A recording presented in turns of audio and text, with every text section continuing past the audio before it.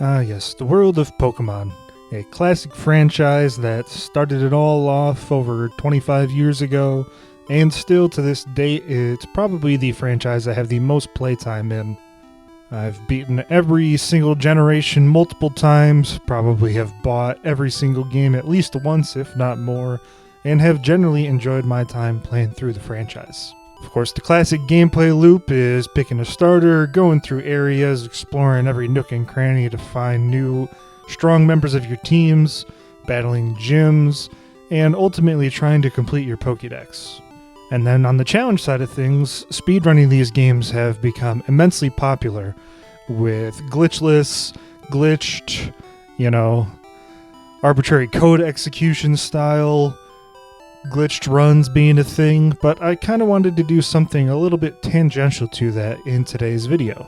And that is, what would a hyper-optimized run look like?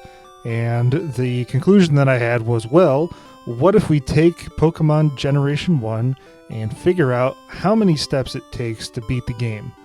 Now, this is going to be glitchless, and so no warp glitches. We're going to have to actually go through the game in the regular fashion, but there are going to be a couple of caveats as it comes with the Gen 1 mechanics, which are a funhouse of things in its own right. Before we get into some of the mechanics that are going to sway this run in our favor, first we want to go ahead and define what we mean by least steps. Now, obviously, anytime we move on to a new tile when hitting an arrow button, that certainly counts as a step. However, we're also going to include anytime the game forces us onto a new tile itself. So that could be either through going into a flight of stairs that also pushes you out, such as the ones in Silphco. If we fly to a new Pokemon Center, or if we use teleport, we're going to count that as a step as well. Or if we black out, that'll be a step. Basically, anything that moves us from one tile to another in any sort of fashion is going to count as a step for the purposes of this run. I do want to throw a caveat here as well in the beginning of the video. I'm pretty sure that I've counted all of these steps correctly, but I might have made a mistake here and there. But I think my final count should be within 5 to 10 steps overall. So, on to those Gen 1 mechanics that I mentioned previously. The biggest one is going to be the 1 in 256 glitch. Now, this is well explained elsewhere, so if you're curious about the more in-depth mechanics, I would encourage you to go and look that up on Bulbapedia or something. But essentially, what this is every move in the game that has a 100% accuracy in the menu actually only has 99.6 accuracy at baseline level accuracy and evasion, except for the move Swift. And this is because there's a coding error where you have two numbers whenever you use a move. One is the accuracy comparison, and then one is the accuracy check in simple terms.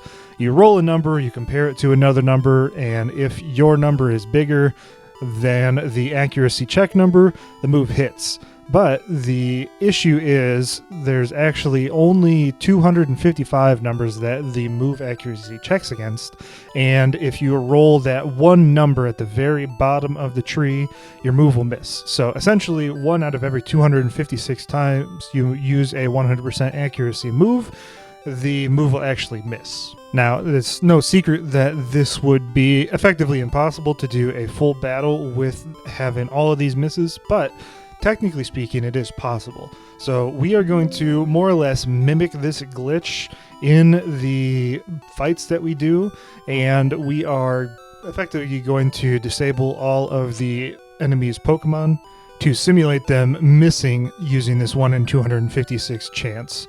I'm not going to do it for a couple of battles here and there tactically, but for the most part, this is going to come into play. Now, obviously, the big thing with this is twofold. One is this means that we are not going to be losing any HP, so we don't have to go to Pokemon Centers to restore our HP, but the bigger one as we move on throughout the run is going to be power points.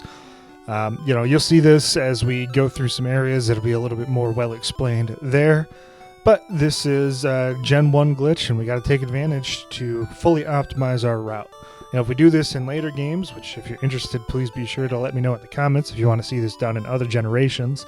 This is something that we won't have access to, so those games will definitely require some additional routing if we do them.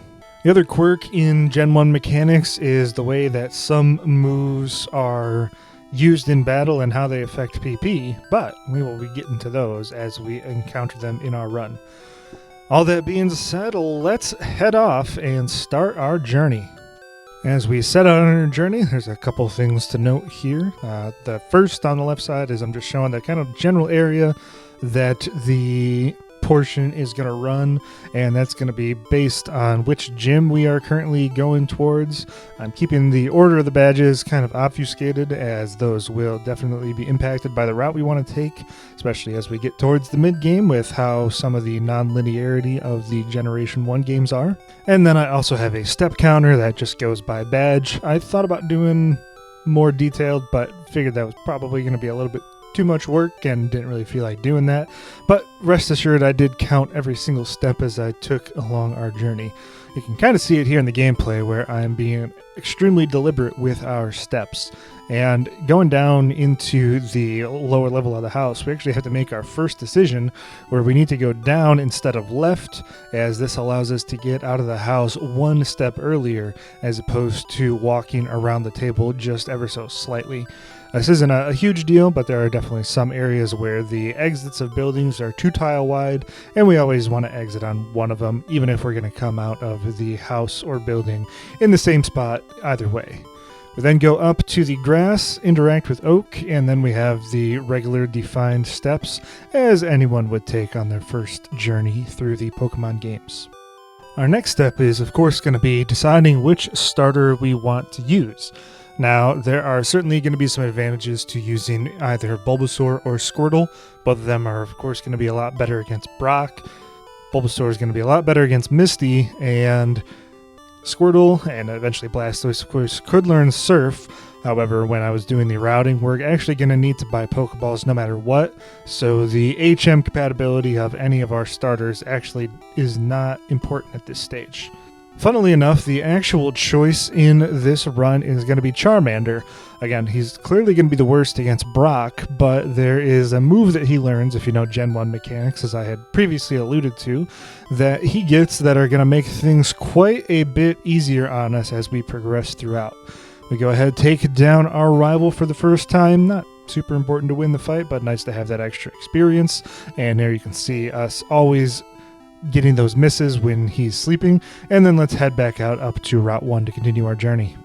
So we go on to Route 1, and one thing I think I might have known at one point, but actually had to confirm in this run specifically, is that these first 2 grass tiles here in Gen 1, you can't actually get an encounter on. At least I couldn't after, about 20 minutes of trying or so. So we are going to go on to the 3rd tile, and as we make our way up to Viridian City, we actually need to encounter Pokemon on every single tile. This is not going to be a very common occurrence as we move on throughout the game, but again, because we are at such a disadvantage against Brock to start off with, we need to get as much experience as we can to get our level up as high as we can, and one of the key things, of course, is also going to be to learn Ember on our way up here.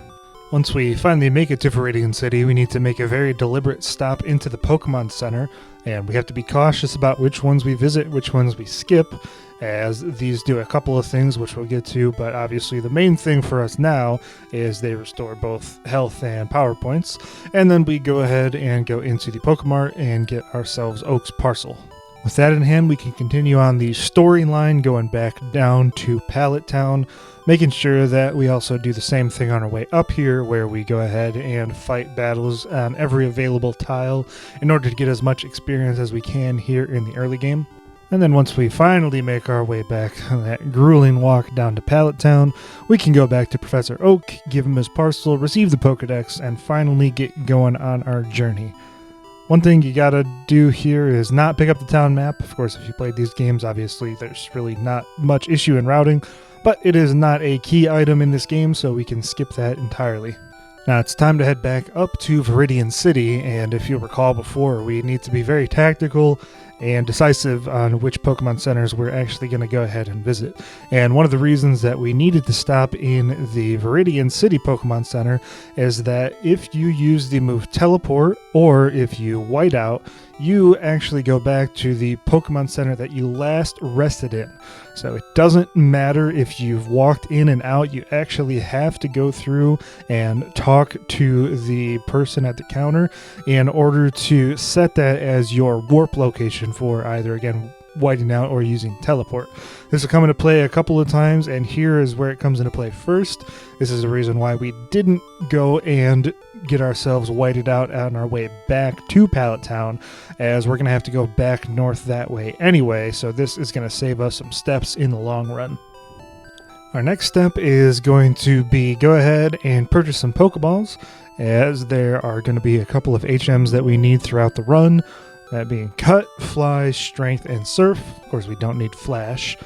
I decided to go ahead and purchase these in Viridian City. I am not 100% sure. This is the one area of this run that I'm a little bit unsure about, whether or not going here or to the Pewter City Pokemart is faster. I did count at one point, but I don't have the numbers in front of me, unfortunately. But I think this is ever so slightly quicker. But it's probably a difference of a couple of steps in the end, and when I'm doing this voiceover, I am just realizing this now. So this might be an area where I could save some few steps. Either way, we are going to go ahead and catch ourselves a Pidgey, because for some reason in Red and Blue specifically, Charizard cannot learn Fly. He can learn Fly in Pokemon Yellow, though. And we're going to need a couple of HM users along our way, but that's going to be the only thing that we're going to catch on our way up into Viridian Forest and through Viridian Forest. On our way out of the Viridian Forest, of course, we take down the one battle that we have to engage on before we head into the Pewter City Gym.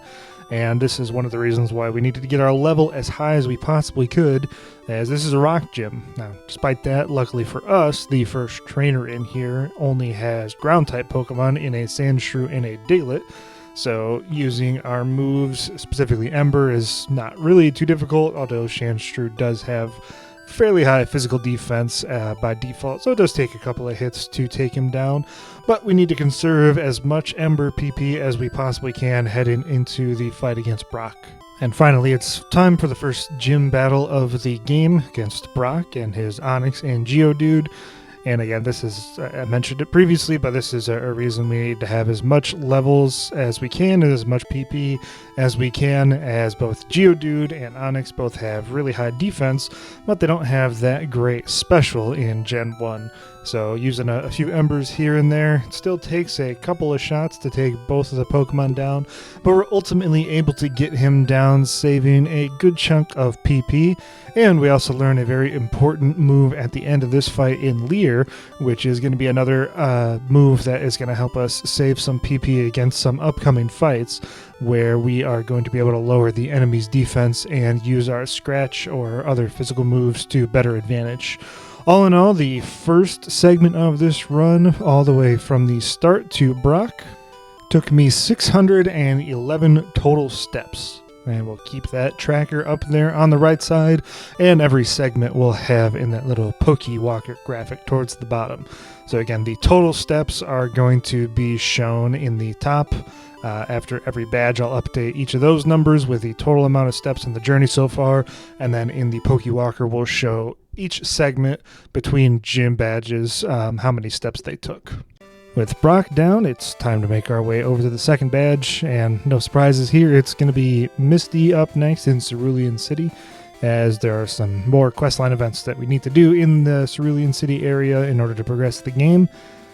The trek over to Mount Moon is not very difficult. We're going to skip the Poké Center in Pewter City after coming out of the gym, but one important thing to note is that when we are making our way over here, we finally get enough experience to level up and evolve Charmander into Charmeleon.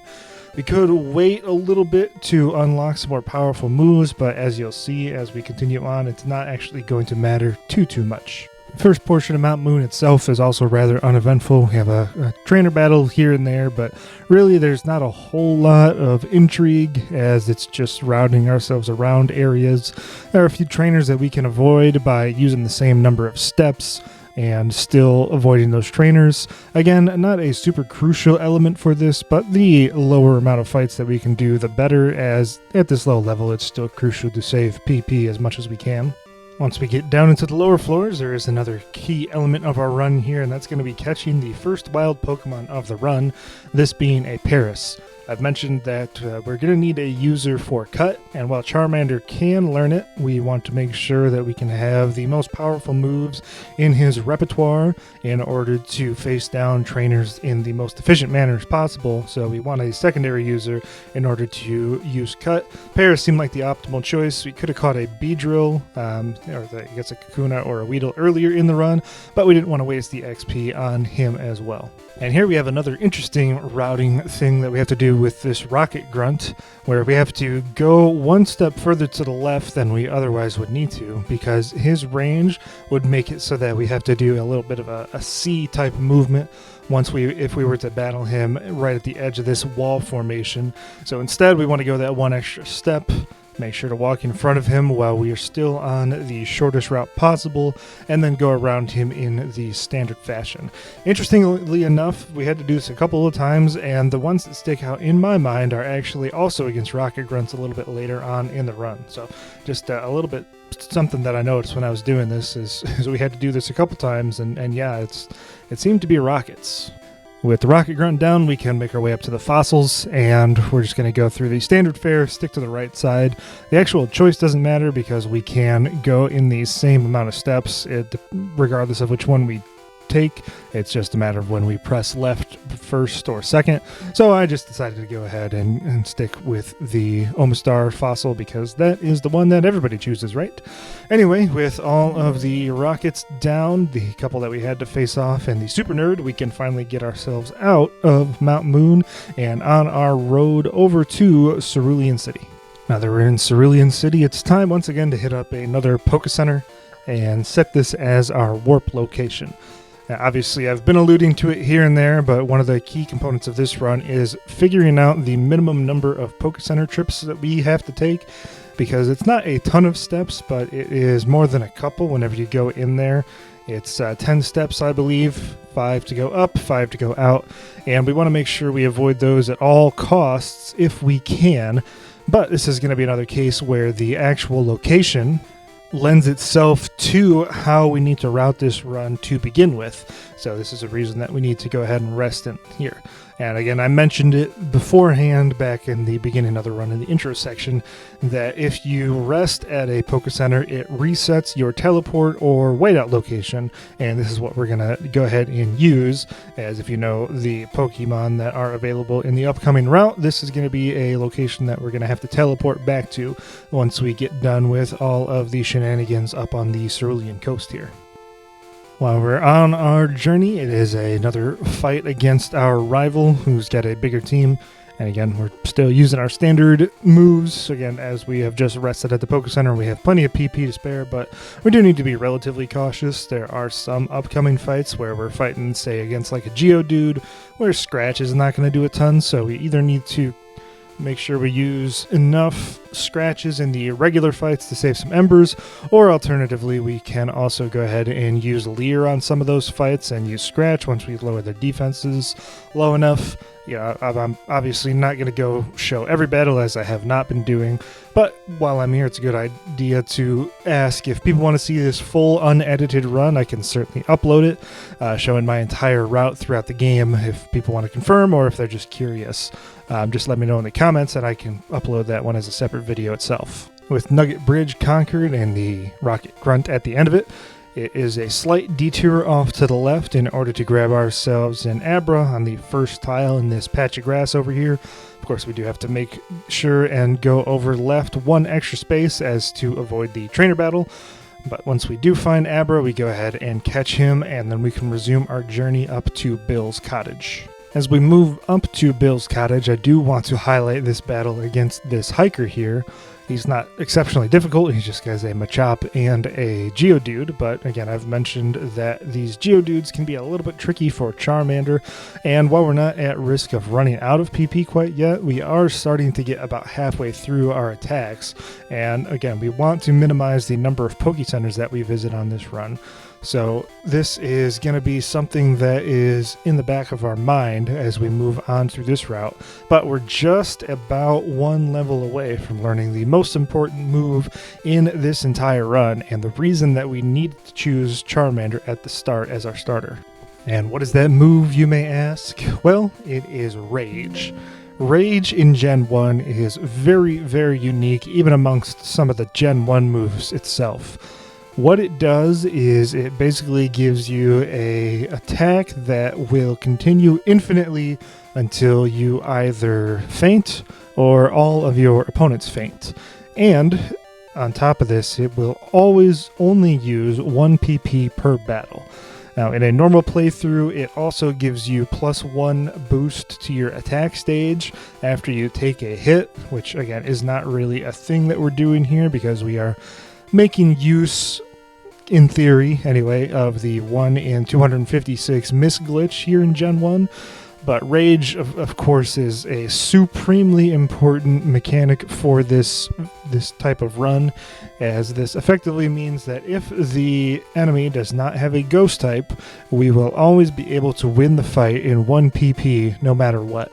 Now, we still need to pick and choose what we're going to use this on, but as you can kind of understand just from me explaining this and then some fights that we'll have in some of the upcoming areas, this is really what makes this run tick, and I think is what is going to push this run to one of the lower amounts of steps needed as compared to some of the later games, again, if we do those in the future. Now that we've made it to the Sea Cottage, we can do the small little quest with Bill here and grab ourselves the SS Anne ticket, which of course is required for the upcoming area. And then we're going to show off why we needed to rest in the Poke Center here. And again, that is to set our teleport location. Using the Abra that we caught is going to allow us to teleport back to the Poke Center right next to the Cerulean Gym, which is going to be our next target. So, of course, going through all those steps, resting, getting Abra, and then teleporting saves us a number of steps, as opposed to going through and walking back down towards Cerulean City. And then thanks to the teleport location, it's just right on over to the gym here, and we can show off Rage for the first time. Again, just to recap, as we talked about just a moment ago, you use Rage once, you will continue attacking no matter what until you win or your opponent knocks out your Pokemon, and it will always only use 1 PP. So again, it's basically an auto win for 1 PP against any trainer in the game that doesn't have a ghost type, of which there are very few. We'll finish off this segment by facing down Misty, and once again we can show off Rage. And thankfully, the emulator that I'm using has a speed up function, so we don't have to sit here and mash over and over and have these fights take even longer than they already do, which this one takes a little bit, but there are some upcoming that take even longer, especially when you're talking about late game fights with trainers that have rock type Pokemon. Anywho, once we take down Misty, let's grab our second badge, get a TM that's going to be useless for us in this run in Bubble Beam, and from the time that we got our first badge to now acquiring our second, it took us 725 steps, bringing us up to a total of 1,336 steps in order to get the first 2 badges here in Generation 1. Well, let's continue on our journey and head down. Our next target will be Lieutenant Surge. With Misty down, it's time to go ahead and continue on the mainline progression, and that is going to be next up. It'll be the Rocket Grunt behind the house where the guy had the Dig TM stole from him. Now, Dig in itself is a pretty good move. It's got higher base power than it does in some of the later generations, and Charmander, the Charmander line can learn it, so it'll be a nice boost in power for Charmeleon and eventually Charizard. But it also functions as an out-of-battle move, and it operates basically the same way that an escape rope will operate. It depends on which building you're in. It doesn't work in all of them, but it's something that we have in our back pocket. Whenever we can make use of it, it's something that we're going to want to use. There's not much to mention as we go down south towards Vermilion City, but Again, I did mention that we're not using any glitches here, so even though you can hold down when you're talking to the guards in the Saffron guardhouses and bypass the drink check, that's obviously something that we're not going to do. So it's just a lot of walking with a couple of trainers on the way towards the outskirts of the city itself. In Vermilion City, we have a couple of tasks that we need to accomplish. Those are going to be going through, clearing the SSN to get cut, getting ourselves the bike voucher, as we're going to need that for Cycling Road later on in this playthrough, and taking down the Vermilion City gym. We could, of course, make a quick detour to get the bike voucher first, but we're not going to do that, and you'll see why as soon as we get off the SSN and do the other stuff we need to do. So our first is going to be going on to the ship itself and in and around, going up all of the routes. We gotta make our way around one of the sailors in there and go ahead and face down our rival for the next time. With our rival down, we'll go ahead and grab cut, the first HM in our run so far, and it's back off the SSN. We do have to walk off this one. In theory, we could have rested at the Pokemon Center in Vermilion City, blacked out in one of the rooms here, but we do not want to do that, as we still have enough PP to make it through the Vermilion City gym. But on our way off of the SSN, there's one NPC character that we need to mention, and that is the guy on the first floor that's walking back and forth kind of near the entrance. Now, there is a bit of a quirk in the pathfinding AI in Generation 1, where as long as you're holding the direction against one of these NPCs that can only move in two directions, either left and right or up and down, you can effectively push them infinitely until they hit a wall. Sure, there's a video out there explaining it better, and I've actually seen this in a video before, which is why I know about it, but this is one small little movement kind of technique that we can do that will save us a couple of extra steps, as we don't have to go down and around him like we did on our way up to getting caught from the captain. Now that we have cut in our possession, we can go into the Vermilion Gym, and here's another thing that I learned about that I actually didn't know. In Generation 1, the first switch will always be in one of about half of the containers. So starting at the top left, you skip over one trash bin, and then it can only be in alternating trash bins, starting with that top left one again. The second switch, there's also some weirdness, but usually it's in a trash bin that's adjacent. So we have to make it so that the first switch is either in the bottom center or on the second row, the second from the left. That's where our first switch has to be. This will allow us to skip all of the trainers, unlock both of them, and get ourselves up to fighting against Lieutenant Surge. As for the battle with Lieutenant Surge himself, well, it was a relatively easy one. This was definitely the quickest one we've had so far. 3 uses of Dig on a pretty high level Charmeleon for this point in the game.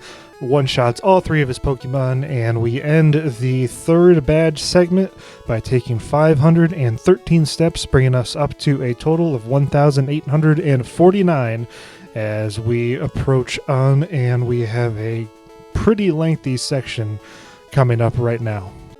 Our final task that I had mentioned in Vermilion City is going ahead and grabbing ourselves the bike voucher, and because of where it is located in the city, this is why we saved it towards the end of our time here, our third task in fact. Let's go in there, let's grab it from the Pokemon Fan Club president, and then because we have not used ourselves the Pokemon Center here in Vermilion City, remember that our teleport location is still back up in Cerulean, so because Dig, for whatever reason, works in the Pokemon Fan Club, we can pop back all the way up there without having to exit the building, saving ourselves quite a few steps. Back in Cerulean, let's pick up the bike from the bike shop. We could save this for a little bit later after we can come back here with Fly, but this is actually going to save us a couple of steps down the road when we get to that pathing, and you'll see why that isn't once we inevitably get there. And then we could also utilize teleport whenever we get out of the bike shop, go back to the Poke Center, and go up, left, and around that way. But coming down here through the cut tree and going back to the right and up actually saves us a few steps in its entirety. Now, the next section here on our way to Rock Tunnel is going to be quite a bit of walking, and there are a number of trainers. We do need to make sure that we're conserving PP efficiently, but it's not super concerning as, again, we have Rage in our repertoire. There's another Poke Center right next to Rock Tunnel, which makes sense if you are looking at it from a game development standpoint. You know, expect that a lot of people tend to wipe out, especially if they're newer players, through Rock Tunnel, because it is quite a tough area, especially if you have not gotten Flash, which of course we have not, because that would require a ton of extra steps, and that's something that we can't really afford to do here. But for us, you know, as long as we know the correct route, we can make our way through there with relative ease. Unfortunately, there's not a whole lot of visual intrigue through this section, as it is, again, just walking through on the predetermined path, making sure that we go through all the correct ladders and coming out the end on the other side. Again, making sure that we have just enough power points in order to get through, and thankfully with the moves that Charmeleon has at this stage and the relative high level, again reaching right around level 30, we are able to make it through unscathed and out the other side. Now that we're out of Rock Tunnel, there is a very important choice that we have to make, and there is a bush that is kind of sitting off by itself right on the east side of the exit to Rock Tunnel. This contains a max ether, which of course will restore the PP of one move to its maximum, and it is certainly an interesting thing to see if we ended up needing it, but we're going to skip it for now, and if we ended up needing it, we will go ahead and come back and just tack on 2 extra steps. I did pick it up in a couple of my test runs, but we will see if that is indeed something that we're going to need to go ahead and grab. We will not, however, stop in the Pokemon Center here in Lavender Town, as we want to make it so that the next area where we can set a teleport flag is going to be over in Celadon City. Even more walking on our way over, and this is going to include a battle against one of the trainers on this route, where we can go ahead and learn Slash, which is a very good move here in Gen 1, as once you get to a high enough level, it will basically always crit. I think there's a misconception that it will always crit no matter what in your entire run, but I do believe if your speed isn't quite above a certain threshold, what that threshold is I can't remember, it doesn't necessarily mean you have a guaranteed crit, but given the fact that we're going to be basically higher level than any of the opponents that we're going to be fighting, this is going to be a nice move for us, as it does good damage, and one of the reasons why we wanted to catch a different Pokemon that could learn Cut is so that we could put this in our learn set, as there are other moves that are much more important to have on tap right now. We have another quick jaunt here, including using Cut a couple of times on these trees blocking our way. That saved us a couple of steps and a few Pokemon battles. And then it's through the underground path once more, and finally it is over into Celadon. Alright, now that we're out of the underground path, it's time to book it over to the Poke Center, and this is going to be one of the key Poke Centers in this run, as we're going to be visiting here quite often here in the next segment. Like we had back in Vermilion City, there are a couple of things that we need to do here in Celadon. The first, of course, is going to be going down and grabbing ourselves the Sylph Scope, but we also are going to have to take down the gym, and there's the fresh water from the roof, there's Fly, there's Cycle Road, there's just a lot of stuff going on in here. But our first destination is going to be going into the game corner and down on our way through there in order to grab ourselves the Sylph Scope, so let's head in there first. While this area certainly can be confusing if you have never done it before, on repeat playthroughs the route is fairly straightforward, and I think, I don't know if I've messed up the routing in here in quite a while. You know, again, I mentioned I played these games quite a bit, but this one was really easy to navigate, as we first have to go down through, take on some of these spinny little tiles here, and again, harkening back to the intro, we are counting every step or every time we move onto one of the tiles, even when we're spinning, as a step in this run. Could be debatable whether or not it is, but I think it makes the most sense to include it, as I am pretty sure that's how it works in Generation 4 whenever you have the Poketch and it's tracking your steps in there. Could be wrong, but yeah, for the purposes of this, that's what I'm going to go ahead and go with. Head down and go ahead and pick up ourselves the lift. We go ahead and talk ourselves to the guard down here, so he'll drop the lift key. And I must say, this is probably a source of a lot of confusion for people navigating this, because for whatever reason he doesn't drop it immediately upon defeat. You actually have to talk to him again, which I think they fixed that in later versions, but just something that I was reminded about when I was actually playing through this again. And it's back up and through some more spinny tile routes here, and we can make our way over to the elevator and down to the basement 4 floor, and we can head on into the first encounter with the boss of Team Rocket, Giovanni.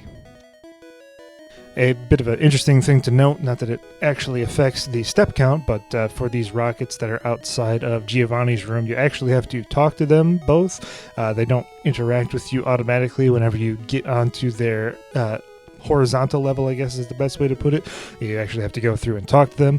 Again, it doesn't really matter, but just something interesting to note. I think they might fight you automatically in Generation 3 games, but either way, it's taking them down, and we have to go around the table left to get to Giovanni anyhow, and we take him down for the first time here in our run. With him defeated, he will go ahead and drop the Sylph Scope, and then we can go ahead and make use of Dig once again. And we have set our teleport or dig Pokemon Center to the Celadon one, and it's not over to the gym quite yet. It's actually over to the Poke Center, the real big department store here. We need to go all the way in and on the left side to save ourselves a number of steps so we can go up the elevator, go up to the roof, and purchase ourselves a drink. I just chose the fresh water. It's at the top of the menu there. And one of the reasons that we went to the department store first, as opposed to going to the gym, teleporting back over to the Poke Center, and then doing those steps in separate order, and we're doing this in one kind of route, is that this actually saves us a couple of steps. This is, I've touched on it a few times here, saving some steps through routing. This one is a pretty key one. This was one I definitely had to trace out, and for the record, I did trace out all of these. If people want to see them, I can certainly throw up my routes, at least that I used when I was planning out this route initially. But this route where we go out of the department store, go south, right, and then down into the gym here to face off against Erica, I think saved 5 or 6 steps in total, as opposed to going to the department store, teleporting back, and then going down the other way. So just one of those key considerations that we had to think about. Some of them are obviously a lot longer, like choosing whether or not to stop at a certain Pokemon Center, going through to the gym first, or doing one thing or the other. But this one, I think, deserves mention because it's a bit of an unusual routing, I think. As for the gym itself, the battles are relatively uninteresting because we're using probably the best Pokemon in the game against this grass-type gym in Charmeleon. But at the precipice of our fight against Erica, we do finally hit level 36 and evolve into Charizard. So that's something of note. So our battle against Erica would also be relatively easy if we just wanted to go ahead and spam Ember a bunch against her grass-type Pokemon. It's obviously not the most powerful move in the game at this point, but Charizard has a pretty good special, and we're a bit over-leveled, sitting at mid-30s right now. But we have to make the consideration that we cannot be overusing our non-normal type moves, as one of the upcoming areas that we need to do is going to be the Poke Tower, where a lot of the trainers in there have ghost types, which of course Rage and Slash cannot affect them. So we have to make sure that we're doing that, and because of that reason I just decided to go ahead and spam Rage here in this fight to make it easy. And with Erica going down, we can take a quick recap of how many steps it took between our 3rd and 4th badges, and it was a grand total of 1,176, which is the most out of any segment that we have done between badges so far, and puts us at 3,025 steps, as we have crossed not quite the halfway point, but half of the badges so far in this game. Let's continue moving out. It's going to be back to the Poke Tower pretty soon. Let's continue our journey. Outside of the gym, we can go ahead and use Teleport, go back to the Celadon City Pokemon Center, and then we're going to make a bit of an interesting choice, and one that might be a little bit unexpected at this stage, and we're going to go ahead and use our fresh water and give it to the guards in the guard tower into Saffron City. Now, I am going to do this now because we need to go here, but the reason that we need to do this, I'm going to keep a little bit of a secret. and we'll explain that as we come up is a later part of the run, why this is important right now, as opposed to going through the underground tunnel, which I believe is technically a little bit faster in terms of number of steps getting back over to the Poké Tower. Into the tower proper, and it's the first thing on our checklist is taking on our rival here, and fairly easy fight again, but we continue on using Rage, as again saving our Dig and Ember PP is incredibly crucial, as we have right around 10 ghosts, Ghastlies and Haunters that we need to face down, and saving the PP for those fights is going to be incredibly important. Alright, so the Pokemon Tower itself, again, you kind of expect it to be fairly easy at this stage, given our level and the power of our moves. The Embers aren't really one-shotting Ghastlies at this stage, but we do have Dig, which of course, Ghastly and Haunter don't have Levitate here in Generation 1, so it's going to be a super effective one-shot on them pretty much regardless. Again, really nothing to mention on the first two floors. Once we get to the next floor, however, there are two key movement considerations that we need to take here. The first is whether or not we want to step on the little sacred zone in the middle, which acts as basically a full heal and full power point restoration for all team members. But it would force us to go around in a more circuitous path, so we're going to avoid that. The second is the trainer right next to some of the stairs, where her line of sight is enough to make her move out of her original position. This also allows us to avoid going through the center of the Poké Tower, and we can save quite a number of steps by doing this one specific movement. So again, there haven't really been too many of these so far in this run, and I can't actually think of any outside of this one in the entire game. Off the top of my head, I might have had one or two here or there, but this is definitely one of the more key situations where we're going to save a ton of steps by doing this specific type of movement. So given that we have grabbed a Sylph Scope, we can now come back here, face down the Marowak, and then head up to the top of the Pokemon Tower, and we face off against some super easy foes at this point. We're like halfway through the game, maybe a little bit more than halfway through the game, and we're still facing off against Rocket Grunts who have basic level Pokemon. I haven't really touched on any of the game itself. I know it is still the first entry in the series, but man, there's some really, really easy fights. A lot of imbalance, which I think it definitely lends itself to the charm of Generation 1. And this is why it's one of my favorite games. Anyways, after we take them down, we can talk to Mr. Fuji. He will bring us back down to the beginning of his house, so we don't have to dig or anything out of the Pokemon Tower, and we can walk into his house and get ourselves the Pokeflute to continue our journey westward. Now again, if you will recall, we have not rested at any of the other interstitial Pokemon centers, so when we go ahead and use Teleport once again, we will go back to Celadon City, which is why we rested over there, because now we need to go ahead and go westward once again. We will skip Snorlax for a very, very brief moment, as we want to go ahead and grab ourselves the Fly HM from the lady in the house up there. With Fly in hand, we could either use it or Teleport to go back to the Celadon Poké Center, but this is a case where we're just going to do the run around and go down to where Snorlax is sleeping, which is why we needed to do the whole Pokemon Tower events before going this direction. This is a situation where there are two very obvious paths in either using that teleport or just doing the walk around, but this one was another one that I evaluated, and the math bared out that yes, indeed, going down this way does save us. I think this one's about 10 or 15 steps in total, so it's the correct route. I think it's just kind of funny where there are a couple of situations where we need to look long term, but here this was kind of where things were getting maybe not confusing, but definitely a little bit more intense and heavy in terms of all of the options that we needed to look at in order to route this run correctly. And it's just kind of funny that they're both kind of heavily coming in Celadon and around this general area of the map. On this route, of course, we are also going to snag Snorlax, as it can learn both Strength and Surf.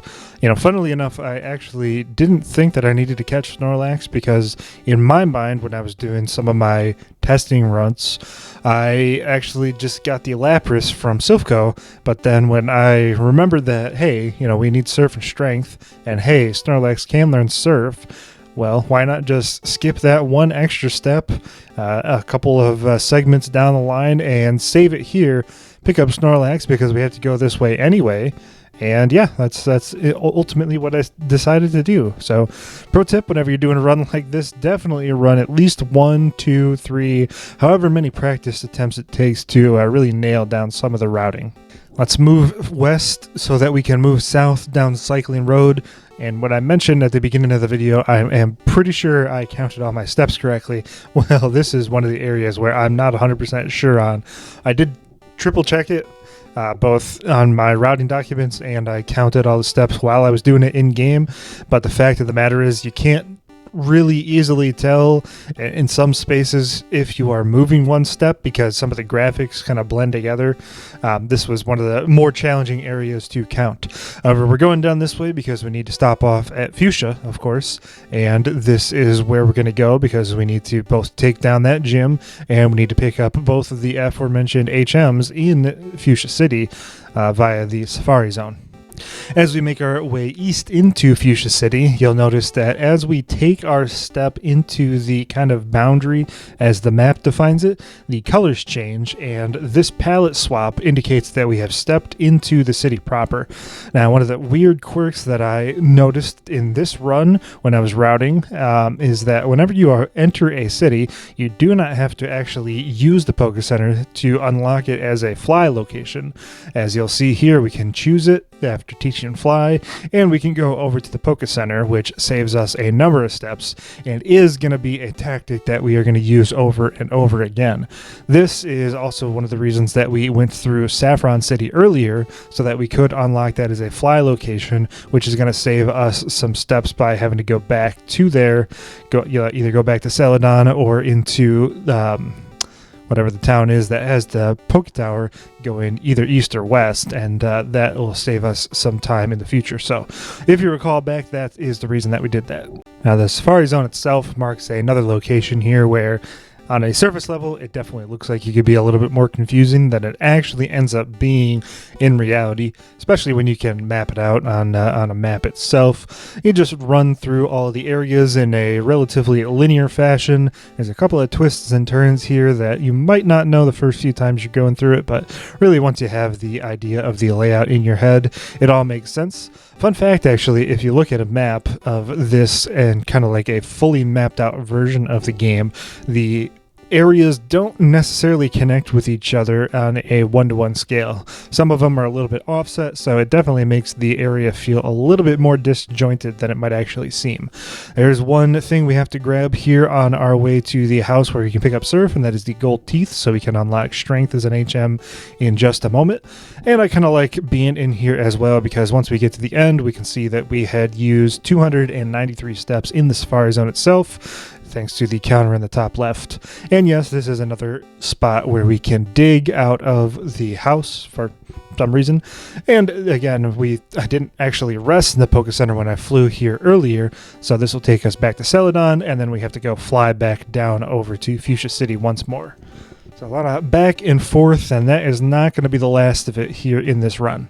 Once we acquire strength from the warden himself, we will once again use the fly little trick here and save ourselves some steps by going back to the Poké Center so we can make our way westward into the Fuchsia City Gym, where we have a relatively easy time, although a lot of these teams tend to be a little bit larger, so even though the battles are easy, again, of course, because we're using that kind of exploit, or at least we're doing that in a pseudo fashion, the battles definitely take quite a bit longer, and it's just a little bit more annoying, which I think is fair form to the gym itself in a regular playthrough with all the poison and whatnot they tend to inflict on you.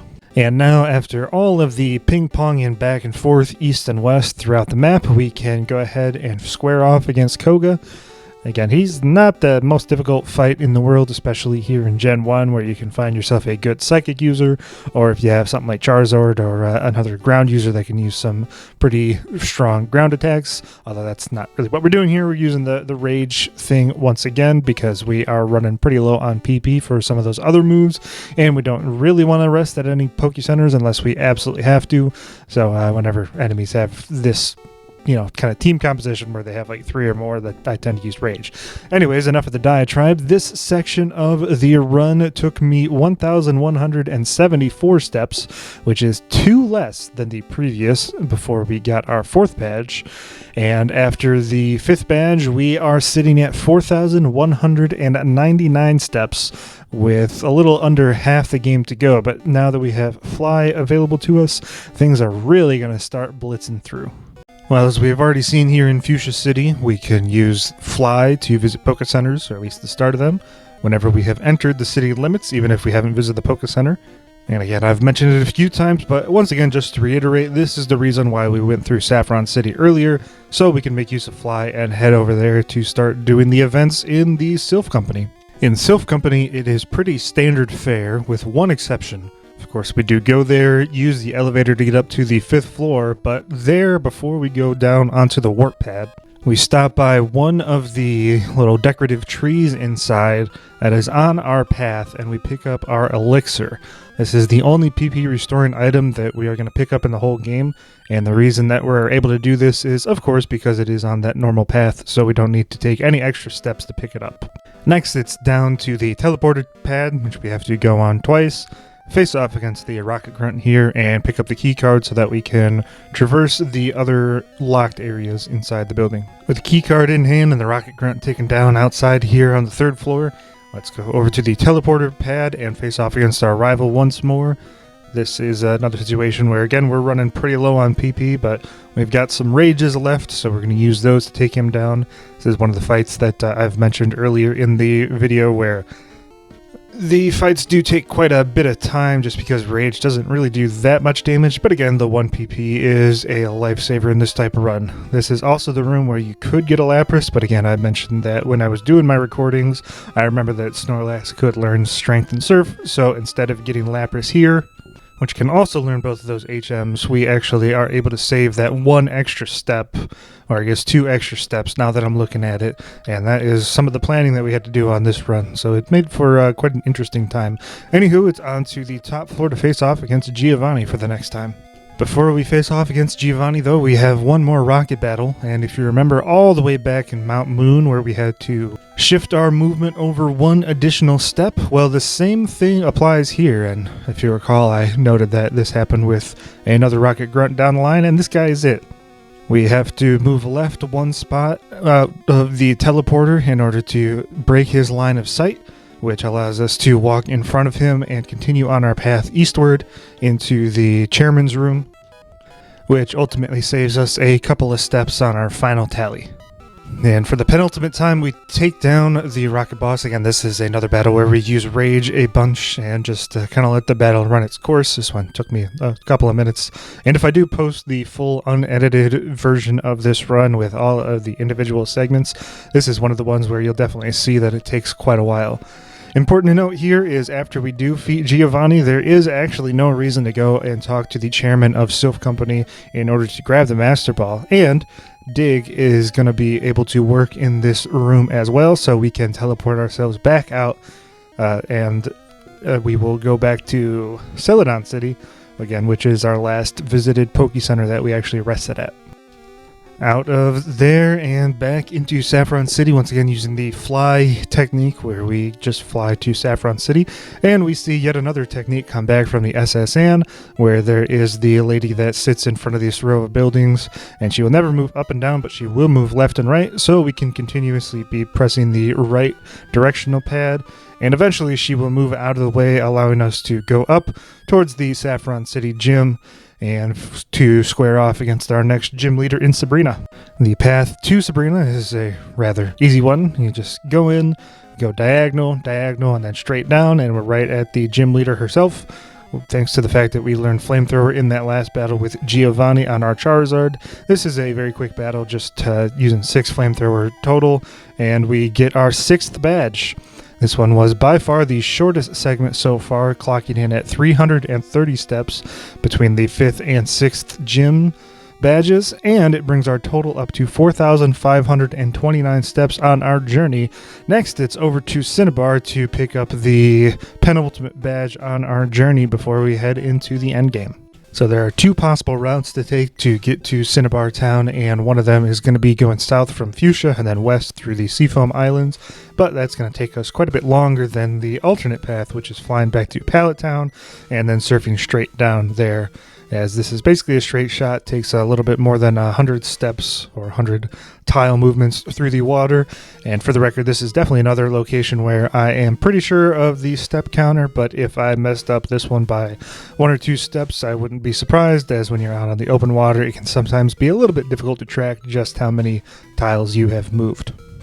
First thing we need to do in Cinnabar in order to access the gym is grab the secret key from the mansion. Bit of a weird little quest line, as you know, there's some lore drop about Mewtwo in here, but other than that, this location doesn't really seem that relevant. Anywho, it's just something to point out here. This is the first time I've played a Generation 1 game in quite a while, and I forgot just how strikingly red Cinnabar is in the first generation. Kind of looks neat, and it definitely stands out amongst the rest of the cities that we visited so far. Down here on the basement floor, I think this is probably the scenario that we have encountered so far that is the most back and forth movement that we've had to do. We've got to snake back and forth between switches a few times here and there. Again, not an overly complex path to be certain, but definitely one that requires a little bit more walking than you might expect on first go around. Anyways, it's over to the secret key, and this is yet another situation where we can go ahead and use Dig on Charizard to be popped back to the last Pokemon Center that we rested at. So out of all the gyms that we have faced so far, I think the Cinnabar gym deserves the most attention, mainly because while we could go ahead and answer the trivia questions in order to unlock the doors, the shorter path in terms of number of steps is going to be going ahead and facing off against all of the trainers here, with the save exception for one in the top right where he doesn't block a door. This isn't really a huge deal outside of the fact that it does eat into the available power points. So about halfway through, we have to actually make use of the elixir here to restore 10 power points on all of our moves, and this is going to be the last item that we're going to use outside of battle, as we're going to try and get through the rest of the gym and the 8th gym and some more into Victory Road with the available PP that we have at our discretion right now. As for the fight against Blaine, it was another relatively easy one, thanks to us being at a high level, having some high-powered moves, including Dig, which does super effective damage. You know, in hindsight, I probably should have just stuck with Rage here, but 6 of one, half a dozen of the other, as they say. And we pick up our 7th badge of the run, taking 415 steps, with a large chunk of those being the surfing route that we took from Pallet Town down here. And this brings us up to a total of 4,944 steps on the playthrough. There's one last badge we need to grab, and then it's on to the Elite Four. Before we head back to Viridian City to take on the last gym of the game, a little bit of a quirk here in Cinnabar is that we can actually use Dig in the Cinnabar gym to get out of it and teleport us back to the Pokemon Center. I don't think there are any other gyms. I'm pretty sure I tested them all. Hopefully I didn't mess any of those up. I have to imagine it's probably because of the way that the building is coded, as that it's similar to the Cinnabar Mansion, in which you can dig or use an escape rope out of, but that's just my guess. Either way, it is on to the final gym of the game now that we have completed the other 7 badges and taken down all of the Team Rocket storyline such far. Another interesting routing consideration here in the Viridian City gym is that we have to go up and around to face off against this black belt manually, as otherwise he would block our path if we were to get into his line of sight going up through kind of the normal path of the gym. So that's why we have to do that. So it's up to him and then back down around to the start. With the black belt out of the way, we can again do the normal path up and around through the gym, face off against the one other mandatory trainer in here, who for some reason has a team of 1, and it is a pre-evolution Rhyhorn, which, you know, it's not a weak Pokemon by any means, but definitely they have improved their team makeup in some of the later generation gyms. Anyways, it is Giovanni for the final time. This was another fight where, of course, we could have used Rage in our technique, but I decided it felt a little bit more legit for whatever reason, I don't know, as I was trying to make these battles go a little bit quicker than just tapping that one button and then watching all of these battles take an upwards of 3, 4, 5 minutes, even when I'm using really fast speed up. Anywho, it is the 8th badge in our possession. This one, as you might have suspected from the length of this portion, was by far the shortest in terms of both steps and the amount of time that I spent on it, clocking in at a very, very small 134 steps, bringing us up to a total of 5,078 total steps on our run. And with him down, we can make our way on to the Pokemon League. As we exit the gym, there's another little bit of a quirk in our routing where we once again actually just go ahead and use Fly to head to the Poke Center here in Viridian City. Yeah, this is another situation where it saves just a couple of steps, but as we have mentioned numerous times, every single step saved is a lower tally in our final count. There's one final rival battle before we take down the Victory Road portion of the game. This is one where I'm just going to go ahead and use Rage, and this is definitely one where it takes a while because he does have a Rhyhorn in his lineup, which has high defense, and Rage, again, is a pretty weak move, all things considered. Either way, it's him down, and we can make our way north into the final section of the game. As for getting into Victory Road, there is really not a whole lot of substance here. It's basically just hugging the tightest corners that we need to, with some weird kind of routing stuff. If you've gone through this normally, it might look a little bit strange because we take some wide swings here and there, but that's all in service of just getting there as soon as possible. Anyways, it is on to the final dungeon kind of puzzle area of the game, Victory Road. Let's take it on. You know, if you're like me here as we go into Victory Road, you might have also had this experience where the puzzle is not entirely straightforward, especially if you were a kid growing up with this. You know, you're 6, 7 years old, trying to figure out exactly what you were supposed to do and get these boulders onto the right spots. I remember taking it quite a while on my first few go-arounds. Anyways, the actual puzzle is not the most difficult once you understand what you're doing. There are just a couple of points to note here as we go throughout. The first and probably biggest one is that whenever you use strength, you can actually push the boulder without actually moving onto the adjacent tile. So a light tap of the directional button will move the boulder into place without you also moving. And this is important as it saves us a couple of steps here and there. For the first one, I don't believe it saved me any steps. It might have saved me one, but there are some later ones where it'll save a step or two. Another just topic to discuss here is that the actual routing that you have to go through to push these boulders into the right spot, I am pretty sure I did these in the most efficient way possible in terms of least number of steps, but if there is another area where I might have messed up once or twice, this was definitely going to be it. I'm pretty sure that I did it all correctly, but this is definitely a case where I might have been able to save 1 or 2 steps here or there. Either way, it's through Victory Road. It's a rather unimpressive and uneventful route. Either way, this is actually a much, much smaller area than I seem to remember, and I think that's probably because of the kind of weird pathing that you have to take, and you might have to reset once or twice, especially when you're doing it for the first time. But the actual total surface area of Victory Road, it's actually quite a bit smaller than some of the other dungeons in the game. Like Rock Tunnel, for example, is quite a bit bigger. I think even Mount Moon is pretty big in comparison. And then finally, once we make our exit into the Indigo Plateau, we, for the final time, make use of the weird little quirk in the pathing where we enter the area there the Indigo Plateau starts once that color palette changes, and we fly up to the Elite Four entrance, and thankfully we can finally take a rest at the interior Poké Center to restore all of the power points that we have used thus far. As for the Elite Four, there's really not that much intrigue here, again, because of the way that we have been doing battles. I think it's interesting that I'm only level 53. I seem to recall coming in here with a lot of teams in my youth, you know, having a couple of Pokemon kind of close to level 45 to 50, so the fact that I guess we're minimizing the amount of battles and we're only going to finish this around level 55, 56, 57, depending on how much experience we get, it's just kind of interesting. Of course, the one battle that we do have to take note of is the one against Agatha, because she has a couple of Ghost-type Pokemon, but we have Dig and we have Flamethrower, and we have enough PP on those moves to effectively take her down, no contest. The only real thing is making sure we have enough Rage, and again, owing to the fact that we were able to rest at the Elite Four Poké Center, there is really not any issue there. So we take down the first 4 Elite Four members, and then it's our final battle against Blue. And of course, our final battle with blue is going to be fairly anticlimactic in this run specifically, as again, we're just using rage strats, and just because I felt that was more or less thematically appropriate. Anywho, after we take him down and we enter the Hall of Fame, we take one final step on our teleport back to Pallet Town, finishing this segment with a total of 795 steps, and putting our total steps throughout the entirety of the game at 5,873. Before finalizing the total number of steps, however, I did want to take a look back at the differences between the Pokemarts between Pewter City and Viridian City.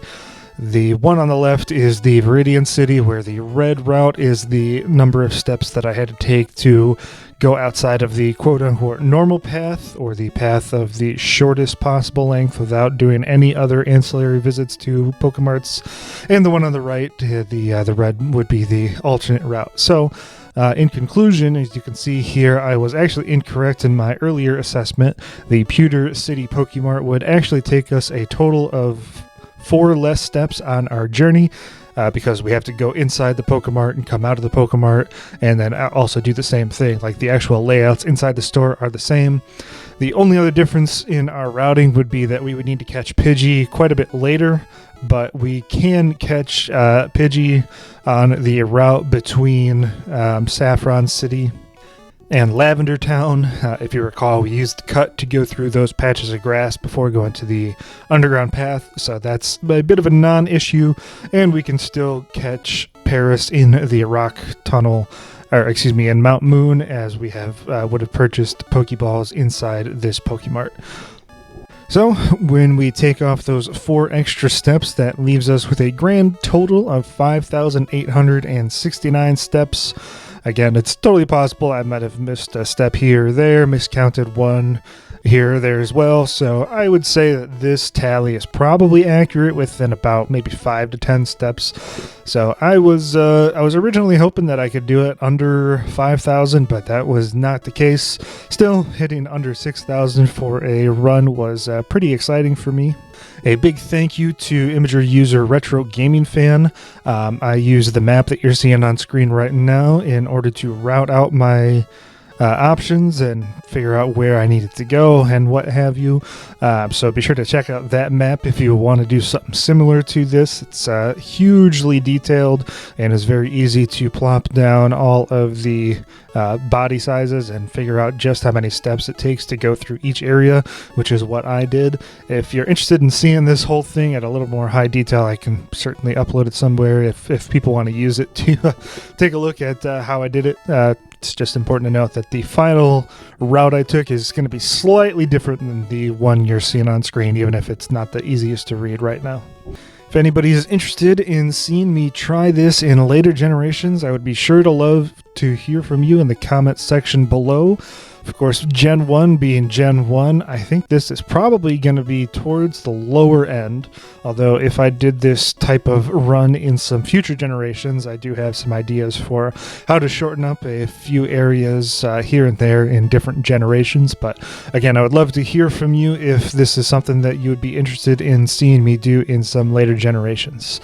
Until then, thank you so much for watching this video. Again, a very fun thing to do, and I'm glad I got back into doing another Pokemon video, and I think even if I don't do this specific type of challenge again for a little bit, I think I might have a couple more things cooked up in the future. Until then, thank you so much for watching. If you enjoyed this content, feel free to like, comment, or subscribe. If you have any other ideas for areas that I might have messed up and could save a few steps here and there, be sure to let me know in the comments below. I'll be sure to pin any of the major ones if anybody can come up with those for items or areas that I missed. Until then, thanks for watching, and we'll see you in the next one.